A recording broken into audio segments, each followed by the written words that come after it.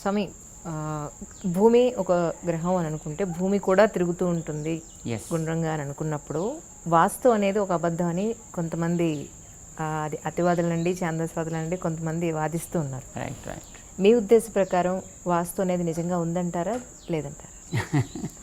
Vastu is a science, it's a science by itself. ఇప్పుడు సైన్స్ని మనం సైన్స్గా తీసుకుని ఎంతవరకు మనం దానివల్ల లాభపడవచ్చో అంతవరకు మనం లాభపడడం అనేది మంచిది, బుద్ధిమంతుడి పని.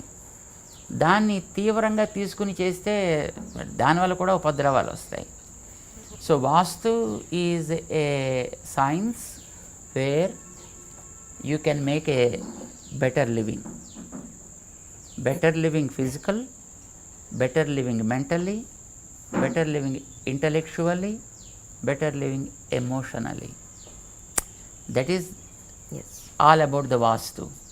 So if you are able to follow certain rules and regulations where you have to get the wind, where you have to get the light, where you have to see the water is stored, where you have to see that water lets out from the house, and how you can keep the home neat and clean, from all sorts of things around.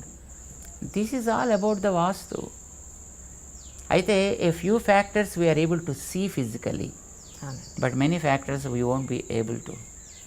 Yes. So what we call as this vastu as a science or as a doctrine took even those things into consideration and then laid certain rules and regulations, make it like this. ఏదో ఇటు పక్కన ద్వారం పెట్టుకోండి, ఇటు పక్కన close చేసుకోండి, ఇటు పక్కన బరువు పెట్టుకోండి, ఇటు పక్కన తేలిగ్గా ఉంచండి. దాన్ని దుర్వినియోగం చేసి ఎక్స్ప్లాయిట్ చేసి తద్వారా జీవించాలనుకునేటువంటి వాళ్ళు కొందరు ఉండొచ్చు. అంత మాత్రం చేత we need not say that science it self is wrong అని చెప్పలేము అనమాట. It's a science by it self, it's a good thing. Yoga మీరు చాలా బాగా ఆసనాలు వేస్తారని చెప్పాను, విన్నాను. నిజమేనండి? యోగా చాలా బాగా ఎవరైనా వేయాల్సిందే కదా ఆరోగ్యంగా ఉండాలంటే. కొంతమంది తింటూ యోగా చేస్తారు, కొంతమంది తినకుండా యోగా చేస్తారు. వాళ్ళ యోగాని బట్టి ఉంటుంది. ఇప్పుడు రాళ్ళు కొట్టే వ్యక్తి ఉన్నాడు అనుకోండి రోడ్డు మీద, స్వామి. పొద్దున్నే ఏదో 2 మెతుకులు వేసుకుంటాడు, వెళ్ళి పొద్దుంచి కొడుతూనే ఉంటాడు.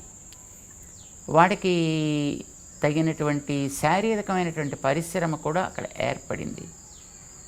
సో వాడికి ప్రత్యేకించి ఇంకో యోగా ఏం చేయాల్సిన అవసరం లేదు, because he's already with required amount of physical what you call it is a exercise, right?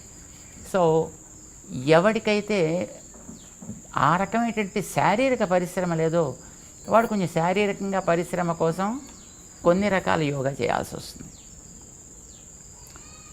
Beyond that మానసికమైనటువంటి ఒక నిలకడ కావాలి అని అనుకున్నప్పుడు దాని మీద కూడా కొంత మనం దృష్టి పెట్టాల్సి వస్తుంది. మన దేహానికి సంబంధించినటువంటి వాయు సంచారాన్ని మనం కంట్రోల్ చేసుకోవడం ద్వారా, మన ఆలోచనల్ని మనం కంట్రోల్ చేసుకోవడం ద్వారా, మన ఎమోషన్స్ని మనం కంట్రోల్ చేసుకోవడం ద్వారా మనం కొన్ని సాధించవచ్చు. లేదు మనం చేయాల్సిన పనులను బాగా చేసుకోగలగచ్చు. Yoga is a nice way of dealing with the body. In a way you can synchronize these things, you can synchronize the breathing ability, you can make your emotions controlled, you can make your mind think properly. So ఆ విధంగా చేస్తారు మీరు.